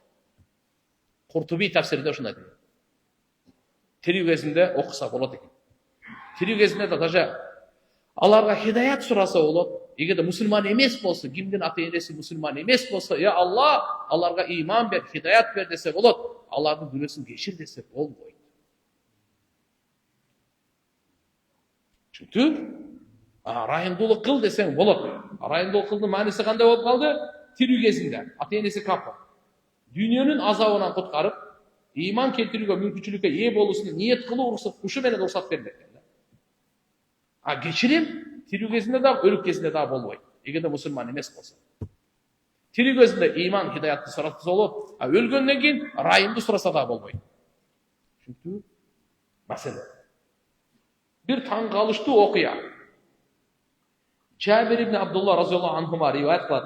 Бир киши пайгамбар саллаллаху алейхи вассаламга келип, менин атам мал мүлкүмдү алып алды деп арызданды. Пайгамбар саллаллаху алейхи вассалам ага атаңды мага алып кел деди. Ошол убакта Жабраил периште түшүп, пайгамбар саллаллаху алейхи вассаламга айтты. Сизге Алла Таала саламын жолдоп, качан атасы сизге келсе, сиз андан эки кулагы укпаган, жүрөгүңдө сүйлөгөн сөздөрдү тууралуу сураңыз. Эки кулагы укпаган, жүрөгүндө сүйлөгөн сөздөрү тууралуу сураңыз деп айтты. Кийин качан атасы келгенде, пайгамбару саллаллаху алейхи вассалам ага эмне болду? Балаңыз сизге арызданып жатат. Сиз балаңыздын малын alууну каалап жатасызбы dedi atası. O Allah'ın elçisi sallallahu aleyhi ve sellem. Balandan sorasanız, men anı avalarının je tayekelerinin bürösünü je özümden başka jakka sartap jatamбы dedi. Peygamber sallallahu aleyhi ve sellem dep koydu. Dep koydu. Mındaça aytkanda hakikat malum boldu da. Andan soň aga siz maňa eki kulağınız ukpagan, jüreğinizde söylegen sözler tuuralı kabar beriňizçi dedi. Al kişi o Allah'ın elçisi, Allah'a an. Allah Taala daima bizdin sizge bolgan işenimizni köpöýtüp gerek. Mındaça aytkanda hiç kim ukpagan sözdün kabary dagы sizge berildi. Bul bir mucize. Keyin al kişi aytdı. Bul hakikat men kulaklarıma uğuzbay bir top ırsapların yüreğimden ayttım ele dedi. Peygamber sallallahu aleyhi ve sellem alardı maňa uğuzçı dedi. Al kişi Peygamber sallallahu aleyhi ve sellem'ga tömendögi ırsapların okup verdi. Men seni ımırkay kezinde azıktandırdım. Jaş kezinde kam kördüm. Senin bardyk jegen içkenin menin taap toptogonumdan bolçu. Kaçan kaysı bir tünü sana oğru kelse sen oğruganın sebebinin men tünü boyu uktabay oyga ötköröteli tinçsizlanıp senin oğrun sana emes maňa gelgen siyahtı. Natijada iki gözümün jaş agıp durdu. Yüreğim korkup jattı senin ölüp kalarından. Bolboso men binetenem albatta ölümdün dayındalgan vakt ekenin. Keyin kaçan sen menden ümitlengöndöy jaşka jana jetili kuraka jetkende sen menin jakşılygymdyn orduna kataaldыкты jana oroýlukty koydum. Uşul senin maňa kılgan jakşylygyň jana kayrımdılıgyň bu. Attin, eger sen menin atalyk akymdy eske albasaň da jok degende şarapatly koşuna kılganday kılsaň bolmok ele. Soň maňa koşunanın akısınday akı berseň bolmok. Özüňdüň malyň emes, mal menen maňa sarаңdyk kılbay koysoň bolmok. Peygamber sallallahu aleyhi ve sellem bu ırsaptарды uqqandan keyin al kişinin balasının jakasından karmap sen jana senin mal mülküň ataňdyky dep aýtdy Kurtubi. Arzlanıp keldi de men mal mülkümdi alıp aldı dep. Atası keyin gelip atar. Allahu akbar. Ne de atası aytıptır? Atası subhanallah gelip al mal mülkün özüne algan jok. Başkalarga bir jardamgere suragan eken da. Bu boşa arızdan bir Cebrail perişte ne dep koydu? Allahu akbar. Al özü iki kulak ukpay içine ırsapты oylap kelgen eken da. Al Peygamberimiz aytıp koydu Cebrail perişte. Gelgende uşunu suraňyz. Al ırsapты neni oylap kelatat? Neni söýlep kelatat? Özüne özü dep. Düşündüňizlermi? Anan gelgenden keyin Peygamberimiz uşunu aytıp atat. Siz özüňizdin iki kulagyňyz ukpagan, birok oýuňyzda bir ırsapты ırdap kelatdyňyz, oşol gaýsy dep koydu. Ya Allah, bu kayaktan bilip aldı. Men özüm ukpasam. Ya, Cebrail perişte aytıp koydu. Oşondan imanı arttı dagı, muna ırsapты aytdı da. Balasına kanday. Kiçinekey kezinde kanday mamile kılgan. Ya, ilaganda, orup kalganda şu balam, şu orup asa eken, öleyin dep kalganda korkup ketip, uşun orunda men ölsem eken, bulardan bari kayakta kaldı. Kayakta kaldı. Bilesizlermi? Kança atı yeniden ölüp kalabız. Mınanday olganda dep, oy, özgöçe yeni. Bugün gelip mal mülkünemde. Даже koşuna mamile kılganday kılbadım deydi. Хотя бы meyli atalıkты tiyakta taştap koy. Koşuna kılganday mamile kılıp koygonunda dağı bolat ele deydi.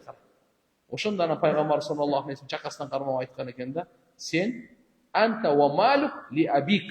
Anta ve maluk li abik. Sen jana senin mal mülkün ataňdykyr. Senin mal mülkün. Yerde daha bir mesele var. Ata ene sizdin mal mülküňizden sorabay, sizden akçaňyzdy işlet alabı? Maşineňiz var ele, maşineni alıp satyp beremi? Üýüňizi satyp beremi? Jok. Ata ene өзүнүн сагынчылыгы, тамак аш кийим кечесини сизден уруксат сурабай ала алат. Бирок азыркы машина алардын сагынчылыгы эмес да. Ага кол тийгизе албайт. Түшүнүп атасың? А бирок өзү канча жеш керек эле сен бербей атасың, аны сурабай эле алганга акысы бар. Тамак ашы, дары дармегин сизден сурабай алганга алып иштеткенге толук акысы бар. Сен беришиң керек эле өзү, бирок берген жоксуң, проблема жок. Алса шарият боюнча анын акысы бар. Албетте азыркында чоң нерселер анда мындай зарылчылыктан сырткары нерсе, аларды алганга акысы бар. Жаратканым баарыбызга ырайым берсин. Акыркы баягы аятты окуп коеюн, 25. Силердин Роббиңер өтө жакшы билет жүрөгүңөрдү. Эгер силер туура жүрүүчү болсоңор, анда Алла өзүнө кайрылгандарды кечирүүчү деген аят менен. Bunun hem tafsiri var. Allah subhanahu wa ta'ala varsa tevfik versin. Tuğanlar mınaki İsra suresindeki 23-25 ayetindeki jönele kara kotorması emes. Tafsirdeki biraz sizlerge inşallah bulun. Maşallah. Özüme de fayda olsun dep, sizlerмен de bölüşüp koyun dep aytıp verdik. Bu da kalasa keyinki sabahlar rol koşul azırkı zikirler, salavatlar, dua, namaz, Kur'an büttü gelip iyimi bulacağına maşallah ateyine hukuklar boyunca жақшылықтар, байланыштар boyunca inşallah bu.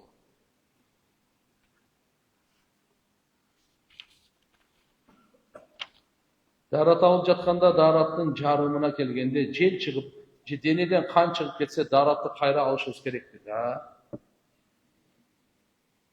Даратты алып жарымына келіп қалдыңыз, жел шығып кетті, болды, қайра даратсыз болып қалдыңыз. Қайра башынан Бисмиллахир-рахманир-рахим деп, ол оз башынан кете бересіз. Çünkü қайра башынан алыш керек. Қан шықса деле ошондо? Токтогонго чейин туруш керек. Тиштен қан чыгып калат, кээде бетин жууп жакшынакай кылып, колун жууйн дегенде мурдунан қан чыгып кетет. Все дарат сынды. Азыр кандай кылыш керек эми канды биринчи токтотуш керек. Жаса тиш менен туруп дарат албай туруп туруңуз, токтосун. Токтоду, андан кийин анан дарат аласыз. Кээде катуу бышкырганда кан чыга берет да. Мейлиби? Эгер кан токтой калса, акырын неме кылып чыга берет. Вот ошондой учурларда мурундун ичин жууган өзү фарыз эмес. Мына жерлерде ушул жерде суу жетиш керек болгон. Сыртында эле. Курандан башка китептерди даратсыз кармаса болот дейт. Бирок Алланын аты аталган китептерди дарат менен кармаса, илим жугат дейт. Ошо жөнүндө кененирээк айтып берсеңиз. Куранды даратсыз кармаган таптакыр болбойт, арам. Дарат менен кармаш керек, бул милдеттүү. Курандан башка канча диний китеп болсун, дарат менен кармаган мустахаб. Жакшыраак деген сөз. Бирок даратсыз кармаганга уруксат, жайыз. Ар дайым дарат менен жүрсө эмне болот? Ухмуш болот. Таза жүрөт. Периштелердин дуасы болот. Өзгөчө жатаарда дарат алып жатсаң, таң атчакты. Периште ага дуа кылып жатат. Эгерде ошол түн өтүп кетсе, шейит этет. Дарат. Силерден да мындай күлкүдө ойлогонго, ухмуштугун айттым мен. Таямым, су бар жерде таямым болбойт да. Эгер ооруп аткан ооруларга болсо бөлөк. Уурулук кылып бирөөнү алдап алып алган акчаларда кантип кутулсам, өзүнө бериш керек. Өзүнө бериш керек туганда. Пайгамбар айткан, кимге ким кандай зулумдук кылса, демек мал мүлкүнө зыян жеткирсе, же абирине, жанына зыян жеткирсе, фалиятахаллалаху. Бүгүн маселесин чечип алсын. Кыяматка калтырбай. Ал жакта эч ким сени кечирбейт. Ал жакта только сенен соо болот. Мына жерде кечирип коюшу мүмкүн. Бир күйүм чай менен алып коесуз да барды. Акчаны берин, кечирим сурап коюң, кичпейилдик болуп эле, напсыңызды сындырып коюң, мен сиздин акыңызга кирип коюпмун, кечирип коюм. Ахиретке таштаба. Тиякты чатак. Бирөө буйумун алып, сыра кайтарып, вообще кайтарып, тез кетет.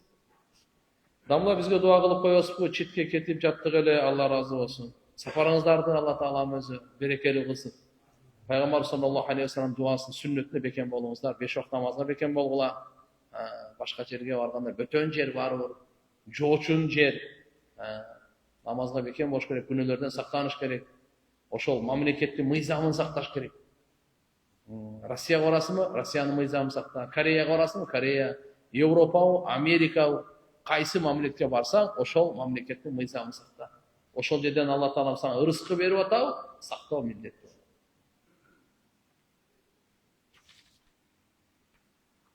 Мал базарда сатып алган малды үйгө алып барбай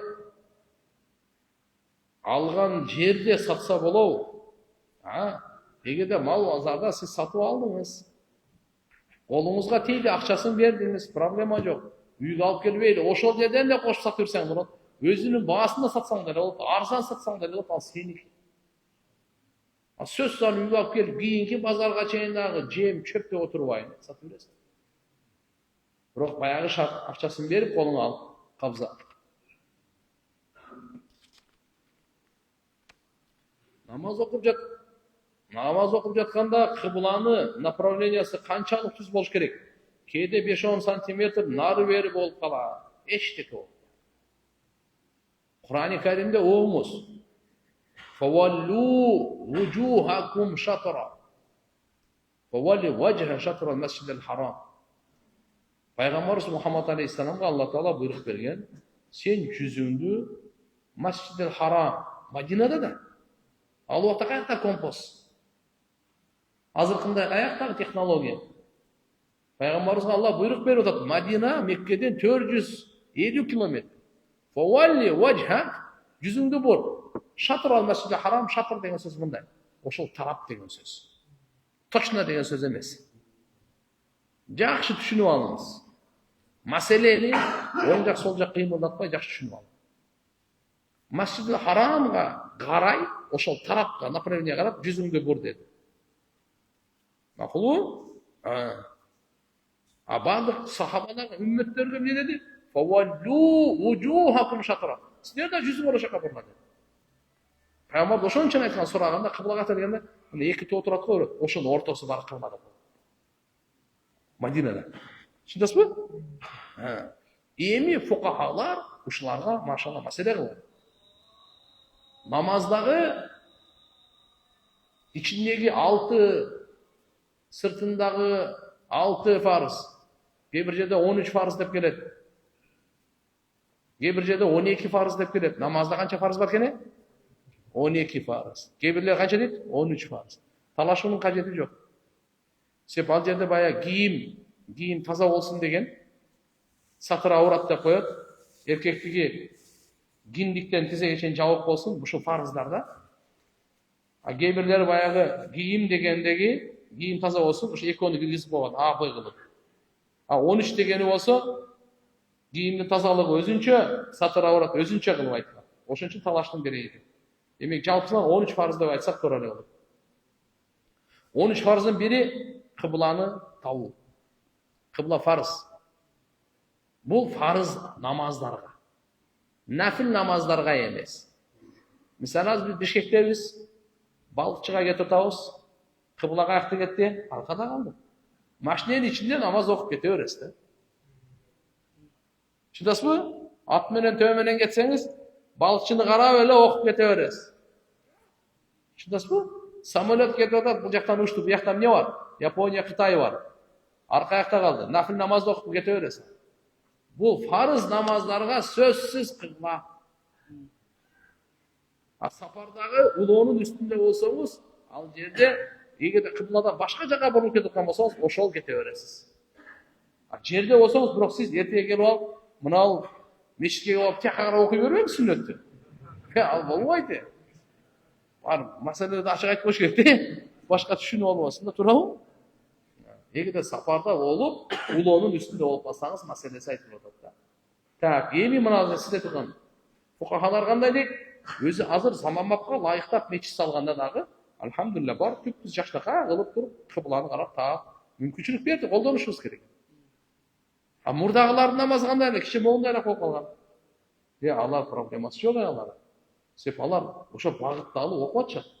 Бирок ошо багыт мынандай карап коюңуз. Мынаны 180 градус деп коет. Баарыбыз билебиз. 360. Мынасы 180, мына 90. Мына 90бу? 90. Ушунун ичинде болсо намаз нормально да. Өзү мына жер кыблачы. Мына ошо точно болгондо кыбла ошо жер. Бирок мен мындай окуп калдым. 45-ке чейин уруксат да. Мына стол жакшы экен да. Түшүнөсүзбү? Худу ушунда мынеде 45-ке чейин уруксат. Фукахалар кайда бар? Лил аксари хукмул кул. Көпчүлүккө 51% бар. Көпчүлүккө жалпын өкүмү берилет да. Түшүнөсүзбү? Бул дегени демек, эгерде сиз көкүрөгүңүз же мына жагыраак болуп калса, 45-тен 46-га уже намаз болбойт уже сизде. Түшүнөсүзбү?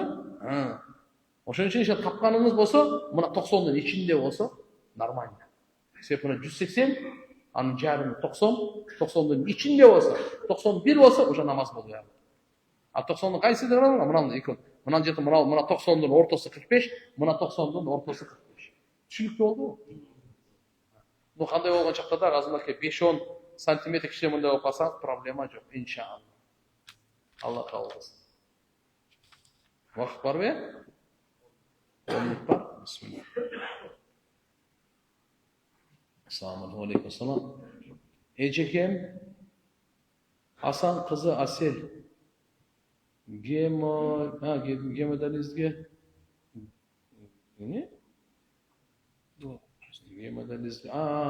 отуруп калды, дуа кылып коюңузчу дейт.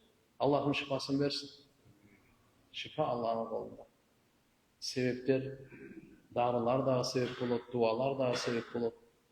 Аллахым толук туруктуу шифа берсин. Амин, я Раббал Аламин.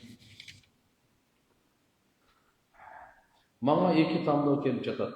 Каникулда 40 күнгө Алла жолунда чыгып келсем жакшыбы, же 1 ай Куран медресеге барсамбы? Айтышат 40 күнгө даватка чык деп. Бул ыйык жол деп. Ошого оюңузду айтып кетиңизчи, Алла разы болсун. Эки тең ыйык жол. Эки тең керек. Мен жеке сизге оюм, эгерде şu былтыркы июндан баштап şu июнга чейин 40 күнгө чыга элек болсоңуз, 40 күнгө чыгып кетиң. Эгер 40 күнгө чыгып келген болсоңуз, былтыр күздө анда 1 айлык окууга бар. Кудай кааласа 40 күн ичинде окуу дагы бар. 40 күн ичинде эмне бар экен? Окуу дагы бар. Ал жерде дуа в одном, да? Дават дагы, окуу дагы, алхамдулилlah утасыз. Уста жакында 2 жаштагы кызым катуу шамалдан бак кулап басып калды. Инна лилlah. Кайтыш болуп кетти. Кызымдын акыбалы кандай болуп калат? Ата-энеси эмне кылыш керек? Жакшы түшүндүрүп берип коесузбу? Намазды жаңыдан баштадык. Кызыма жамаат менен дуа кылып коюңуздарчы. Алла разы болсун. Иншалла шейит болду. Ондай кырсык шейиттики. Алла Таала иншалла шейиттин даражасын берсин. Көп кычалат болбогула, дуа зикирлерди кылгыла, Алланын тагдыры экен. Намазга бекем болгула. Өлүккө эң күчтүү пайда дуада. Неде экен? Дуада. Аялым экөөбүз шарият жолуна баргандан кийин гусул алып бүткөндөн соң да аялымдан 1 суткага чейин урук агарат экен. Гусулга терс таасири тийбейби? Өзү гусул алып кошулгандан кийин биринчи адеби боюнча бошонуш керек. Зара менен. Эркек дагы, аял дагы. Зара кылып калдыктары чыгып кеткенден кийин кургатып, андан кийин дара намазга дарат алгандай дарат алыш керек. Анан гусул алыш керек. Жолу ушундай. Түшүндүңбү? Демек, алхамдулилlah, биринчи бошонгондон кийин, эгерде ошол нажас жерде тийген болсо, ал жерде жууп, намазга дарат алгандай дарат алып, андан кийин анан 3 ирет толук денени жууп коюш керек. Ниет эми бардык амалда ниет бар, аны түшүнүктүү. Ниет тазалоонуга ниет кылганыңыз ошо жетиштүү. Сөз арабчасын жаттап алып айтуу деле кажети жок. Бир нерсени эске алып коюң. Gusul egerde algandan keyin daarat algan эми болбойт. Gusuldan keyin daarat alуу bid'at, israf. Gusulga чейин daarat алуу сүннет. Бирок daarat албай эле гусул кылып алдыңыз, проблема жок, өтө берет. Çünkü bırak andan keyin daarat albaysiz. Assalamu alaikum wa rahmatullahi wa barakatuh. Wa alaikum assalam. Barımızdan Allah razı olsun. Sorularım ruhsat veriniz, kiçini aşağı çaksam geçiresiz. Kılgan günü işlerimdi kayra kaytalap, kayra tova kılıp, akırk günleri tovanı oyuncu kılıp aldım degen oylar kelip jatar. Dua kılıp koyunuz şu cemaat menen tova kabul bolsun. Çinde öyle tovanı oyun kılıp alsız, torayla etedasız. Андай kılbaş gerek. Günelerde çin yürekten inşallah kayra dua kılıp başlaş gerek. Bırak ümitsiz bolbaş gerek. Kayra da kata ketip kalsa daha kayra tova kılmaz. İkincisi kasır namaza kanday niyet kılabız. Kasır namazda öyle niyet kılabız. Kasır namazda başkaça niyeti yok. Kasır dep peşim, asır kutlarını 4 reket biliyordu. Safarga çıkandan keyin 2'den okuydu. Şimdi kasırda öyle niyet kılabız oldu. Apam bu dünyadan ötüp ketkenine 13 yıl oldu. Men 4 yaşta edim. Atam taştap ketken. Apam ölgönden keyin hiç gelmedi. Kışında anı menen joluktu. Ayalı var eken. Karındaşlarım var eken. Men azır içimde atama jekgörü sezim var. Men anı menen bir gana İslam din üçün mamile kıldı. Hadiste aytat ko ata-enege narazı je jaman mamile kılsan ahiretin jaman bolot. Oşoga men kantip jüröktөгү jekgörünü jok kılan. Allah razı olsun. Hazır bugün ata-ene boyunca 7 savap oldu. Hem hazır sizge hem karap durup apаңыз ötüp ketkende ata gelibedi. Özü geliş gerek ele. Emi anın özünün kemçildigi özünün düşünügü. Bırak sizge siz jakşılık kılaveriniz. Ata-enenin atаңыз var eken ama adamı jek görmöy üçün siz jakşılık kılgan sayın Allah sizge жооп берет. Al ata sizge jakşılık kılbasa dagы siz jakşılık kılganыңыз üçün utасыз. Жеңесиз, ийгиликке жетесиз. Алла Таалам сизге жакшылыктардын эшигин ачат. Бала чакаңызды сизге күйүмдүү кылат. Бул жагынан сиз утасыз. Эгерде машалла ага дуа да кылыңыз, дуаны вообще таштабаңыз. Дуага каерде болсо дуа кылсаңыз боло берет. Мүмкүнчүлүгүңүз болсо кызмат деле кылып коюң. Анча-мынча кийим кечеден алып берип коюң. Эгерде акчаңыз болсо да эми Анан keyin дуа кылыңыз, жараткан Алла Таала жүрөгүмдөн жеккөрүндү чыгар депчи. Алла чыгарат. Сурарым Мен ороза айында эле ниет кылдым эле. 40 күнгө талабалар менен чыгып, анан сентябрда медресеге тапшырам деп. Бирок убакыт жакындап калганда окуман жана акча жактан проблема чыга баштады. Medresege dagы акча керек. Кыскасы менин сурарым кандай кылсам жакшы? 40 күнгө чыкпай эле иштеп жүрө берсемби, же эчтеке карабай 40 күнгө чыга берейинби? Жоңуңузга Алла разы болсун. Кара. 40 күнгө Алланын жолуна адам оңолуш үчүн чыгат. Экинчиден өзүнүн акчасы менен чыгат. Эгерде акча проблема болуп аткан болсо, сиз чыкпайсыз. Adamdan akça talın, anan çıkıp gelin. Ağaçın 5 vakit namaz taşlama, mecit namazda beken bolun. Adamdan gün sayın işleyin. İşte tapkanda yine çıkıp geliriz. Amin. Subhanak Allahumma bihamdik. Neşhedü en la ilahe illa ente nestağfiruke ve natubu ileyk. Allahümme salli ve sellim ve barik aleyh.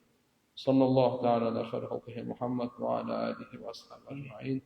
Allah'ım barımızda günahlarımızı geçirsin. Barımızda rayımın altı racular adaştırmasın. Barımızın ömürlerimizde den soluk, rızkı bala çaka, rızkı Allah Ta'ala bereke faiz versin. Yaratkan Allah Ta'ala bardık şamanlıktan saklasın. Ve sallallahu ta'ala ala khayr halki Muhammed ve ala alihi ve ashabi ecmaîn. Amin bi rahmetike ya erhamer rahimin.